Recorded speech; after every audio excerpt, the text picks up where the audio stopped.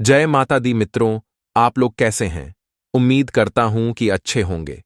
यह धन्वंतरी प्रयोग बहुत गोपनीय और दुर्लभ है, जो आप लोगों के सामने प्रस्तुत कर रहा हूं, जो आप अपने जीवन में इस प्रयोग के माध्यम से अपने रोगों से छुटकारा पा जाएंगे। आगे प्रस्तुत की जा रही है पूर्ण विधि विधान के साथ मित्रों। आज के प्रदूषित वातावरण में पूर्ण निरोगी स्वस्थ रहना तो एक आश्चर्यजनक घटना है। प्रदूषण के कारण विभिन्न प्रकार के रोग उत्पन्न होने लग गए हैं, या केवल शारीरिक और मानसिक भी।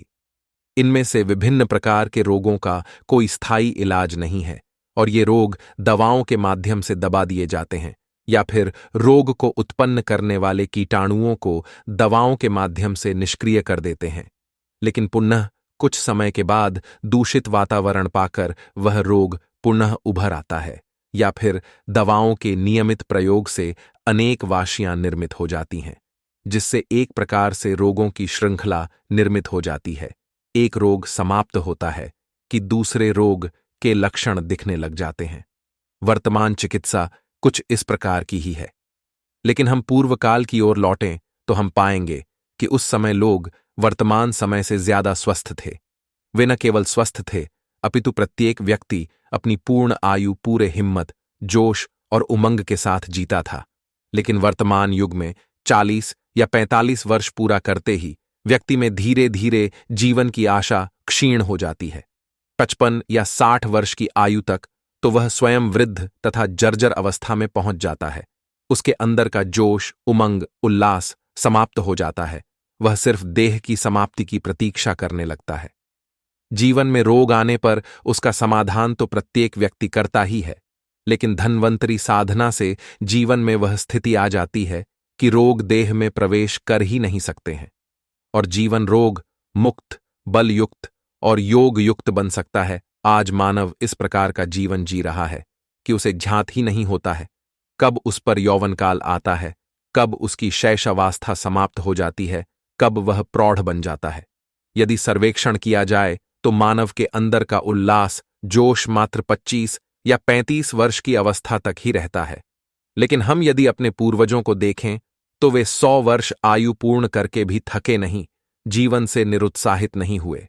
आखिर क्या कारण है कि हमारे पूर्वज दीर्घायु होते थे? उनकी कार्य क्षमता आज के व्यक्ति से कहीं अधिक थी, क्योंकि उनके पास ऐसी चिकित्सा पद्धति थी जिसका वे प्रयोग कर अपनी बीमारियां ठीक कर लेते थे। ऐसा तो नहीं है कि वे रोगग्रस्त नहीं होते थे, रोग तो पहले भी थे। भगवान कृष्ण के 2 पुत्रों को कुष्ठ रोग हुआ था, जिसे उन्होंने मंत्रों के माध्यम से समाप्त किया। आज भी आदिवासी क्षेत्रों में जहां आधुनिक सुविधाएं नहीं पहुंच सकी हैं, वहां पर रोगों का इलाज मंत्रों के माध्यम से तथा उनके अपने प्रयोगों के माध्यम से होता है, तथा वे प्रयोग पूर्ण रूप से प्रभावी होते हैं। लेकिन चिकित्सा विज्ञान इसको स्वीकार कर पाने में असमर्थ है। वह मंत्र शक्ति के उपयोग को भली प्रकार से नहीं जान पाया है। मंत्र साधना बल से जर्जर देह को भी अपने आप को पूर्ण स्वस्थ किया जा सकता है। अभी भी कुछ ऐसी साधनाएं हैं जिनको संपन्न कर आज भी सन्यासी शून्य कंधराओं में रहने के बाद भी स्वस्थ रहते हैं। उनके पास ऐसी ही साधनाओं में एक अद्वितीय रोग मुक्ति हेतु साधना, धन्वंतरी सिद्ध प्रयोग, जिसे संपन्न कर व्यक्ति समस्त प्रकार के रोगों से दूर रह सकता है। यह प्रयोग हमारे आर्षियों की ओर से हमें वरदान स्वरूप प्राप्त हुआ है। यह प्रयोग एक अत्यंत उच्च कोटि के योगी के द्वारा प्राप्त हुआ है। उन्होंने बताया कि यह प्रयोग अत्यंत विलक्षण प्रयोग है। धन्वंतरी अपने काल के सर्वश्रेष्ठ चिकित्सक व आयुर्वेदज्ञ रहे हैं। धन्वंतरी ने अपने काल में भयानक से भयानक रोगों को समाप्त किया है। उन्होंने यह भी बताया है कि अनेक ऋषियों, सन्यासियों ने इस साधना को संपन्न कर अपने आप को निरोगी रखा। इस साधना को संपन्न करने वाला व्यक्ति सदैव ही प्रसन्न और जोशीला तथा उत्साहित रहता है। उसकी कार्य क्षमता बढ़ जाती है तथा रोग उसके पास नहीं फटकते हैं। साधना विधान: इस साधना में आवश्यक सामग्री धन्वंतरी यंत्र, अश्मिनी तथा धन्वंतरी माला है। इस साधना को आप धन्वंतरी जयंती के दिन या फिर किसी भी माह की कृष्ण पक्ष की त्रयोदशी को संपन्न कर सकते हैं। यह सभी सामग्री आप प्राप्त कर सकते हैं। डिस्क्रिप्शन में व्हाट्सएप नंबर दिया गया है, संपर्क करें।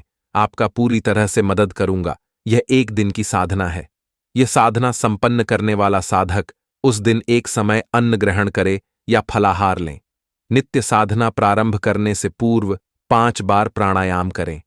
साधक यदि साधना संपन्न करने के लिए एक बार आसन पर बैठे तो फिर मंत्र जप पूर्ण करके ही आसन से उठे। यदि बीच में उठे तो पुनः हाथ पैर मुंह धोकर ही आसन पर बैठे। साधना करते समय मन एकाग्रचित ही रखें। साधक यथासंभव कम बोले। साधक जिस स्थान पर साधना करे उस स्थान को साफ स्वच्छ करे तथा स्वयं भी स्नान कर पीले वस्त्र धारण करें। साधक स्वयं के लिए पीले रंग का ऊनी आसन ले। सामने पीले रंग का वस्त्र बिछाकर उस पर धन्वंतरी यंत्र को स्थापित करे। यंत्र का पूजन पंचोपचार विधि से करे। यंत्र की बाईं ओर कुंकुम से रंगकर चावल की ढेरी बनाकर उस पर अश्मिना स्थापित करे। अश्मिना का पूजन कर घी का दीपक लगावे। धन्वंतरी का ध्यान करते हुए यंत्र पर पुष्प अर्पित करे। सत्यम च येन निरतम रोगम विधूतम अन्वेषितम च सविधि आरोग्यमस्यागूढ़म धन्वंतरी च निगूढ़म सततम औषध्य रूपम प्रणमामि नित्यम।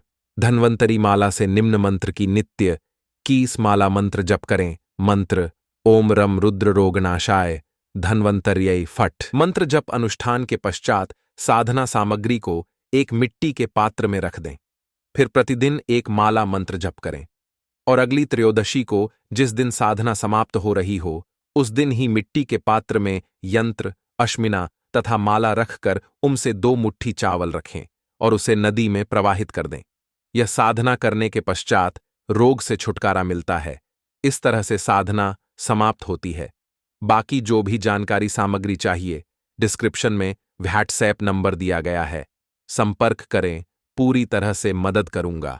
चैनल पर नए हैं तो चैनल सब्सक्राइब कर लीजिए जिससे नए वीडियो की जानकारी मिलते रहे। धन्यवाद।